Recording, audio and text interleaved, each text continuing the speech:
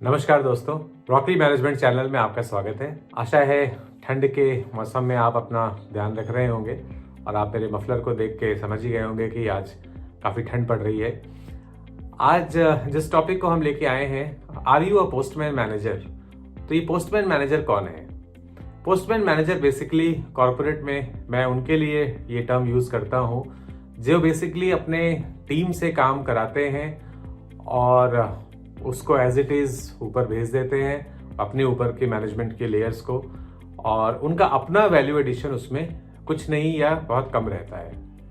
और ये बड़ा डेंजरस स्टेज है और पॉइंट तो बहुत छोटा सा है, टॉपिक बहुत छोटा सा है, और लेकिन ये एक इंट्रोस्पेक्शन मोमेंट हर मैनेजर की लाइफ में होता है जिसको हमेशा इंट्रोस्पेक्ट करते रहना चाहिए कि कहीं वो सिर्फ एक पोस्टमैन की तरह तो काम नहीं कर रहा है। और this is with no offence to the postman, they add lot of value to the society, क्योंकि वो तो they are acting as a transport mechanism from the one beneficiary to the other beneficiary, तो उनका तो value add है। लेकिन जिस context में मैं बात कर रहा हूँ, अगर वो मैनेजर्स ना भी हों, किसी न किसी फॉर्म में वो डिलीवरेबल ऊपर के लेवल तक पहुंच जाएगा, तो उनका अपना वैल्यू एड कुछ नहीं है।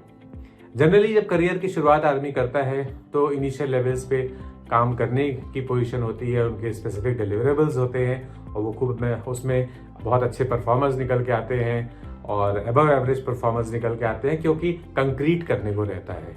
जैसे जैसे आप करियर की ग्राफ में ऊपर उठते जाते हैं और मैनेजरियल रोल्स में या लीडरशिप रोल्स में आते हैं, तब ये प्रॉब्लम्स ज़्यादा देखने को मिलती हैं, क्योंकि काम तो आपकी टीम नीचे कर रही है और ऊपर मैनेजमेंट है, टॉप मैनेजमेंट, जिसको डिलीवरेबल्स चाहिए, और they are measuring the profit and loss of the company, they are accountable for overall profitability and outcomes of the business.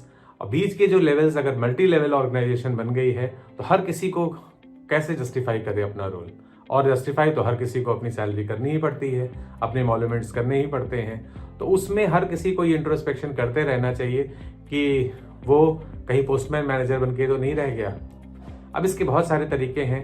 जैसे मैं अपने एक मल्टीनेशनल कंपनी में जब सीनियर मैनेजमेंट का पार्ट था, I was working as a managing director in that company, तो वहाँ पे दो मैनेजिंग डायरेक्टर लेवल पे मल्टीपल क्लाइंट्स हैंडल करने होते थे। तो मेरे अंडर में करीब 20+ क्लाइंट्स थे अक्रॉस द ग्लोब, और क्योंकि बहुत सारे लेवल्स नीचे थे और हर कोई इवेंचुअली रिपोर्ट्स कोलेट करके अपने ऊपर के लेवल में प्रेजेंट कर रहा है, तो एक चीज़ एमडी लेवल पे सीनियर मैनेजमेंट जो बोर्ड ऑफ डायरेक्टर्स कह सकते हैं, उन्होंने मैंडेट किया था कि एट अ पार्टनर लेवल और managing director level each person has to own a client, और उस पर्टिकुलर क्लाइंट के आपको सारे माइन्यूटेस्ट डिटेल्स पता होने चाहिए। जनरली सीनियर मैनेजमेंट के लोग उतने हैंड्स ऑन नहीं होते कि उनको प्रोजेक्ट्स इतने सारा उनका स्कोप ऑफ रिस्पॉन्सिबिलिटी रहती है, तो it is not right, it is not fair to expect कि उनको सारी डिटेल्स पता रहेंगी। लेकिन कहीं मेरे सारे मैनेजिंग डायरेक्टर्स जितने कंपनी में अक्रॉस द ग्लोब हैं वो पोस्टमैन मैनेजर बन के न रह जाएं, तो इसीलिए कंपनी के जो बोर्ड ऑफ डायरेक्टर्स ने मैंडेट किया था कि each managing director has to own one client completely, and there they should have all the levels of details, be it operations, be it client facing। Client के and पे भी आप हर level पे relationship आपके होने चाहिए। तो उससे एक सेंस ऑफ सेटिस्फैक्शन भी आता था कि हम सिर्फ कोलेशन या एग्रीगेटर्स रोल नहीं कर रहे हैं। हम अंदर ऊबर का तो बहुत वैल्यू ऐड है, लेकिन मैं Uber is an aggregator company, तो वो बेसिकली टैक्सी ड्राइवर्स को सबको एग्रीगेट करके एक सर्विस प्रोवाइड कर रही है।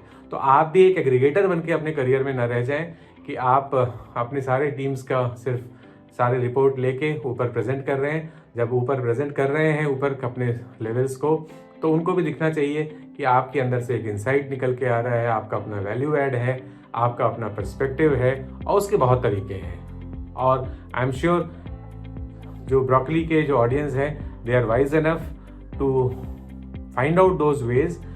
The more important is you should be aware about the need of introspection। आपको इस ज़रूरत का एहसास होना चाहिए कि मुझे रह के ये चीज़ चेक करना है कि कहीं मैं पोस्टमैन की हैसियत से तो नहीं कंपनी में रह गया हूँ। तो छोटा सा कॉन्सेप्ट था, मुझे लगा शेयर करना चाहिए, ताकि कहीं अननेसेसरी अज्ञानता या इग्नोरेंस की वजह से किसी का करियर इफेक्ट ना हो। Thank you so much for listening, और आपके कमेंट्स मुझे हमेशा इंतज़ार रहता है। लाइक्स कमेंट्स करते रहिए, वीडियो को सब्सक्राइब कराइए, और सब्सक्राइबर्स जिस संख्या में मैं चाहूँगा उस संख्या में नहीं बढ़ रहे हैं। तो अगर आप कोई हेल्प कर सकते हैं, अगर आपको मेरी वीडियोस बेनिफिशियल लगती हैं तो आप औरों से भी शेयर करें। अगर नहीं लगती तो कोई बात नहीं, मुझे फीडबैक दीजिए, how can I improve. Thank you so much.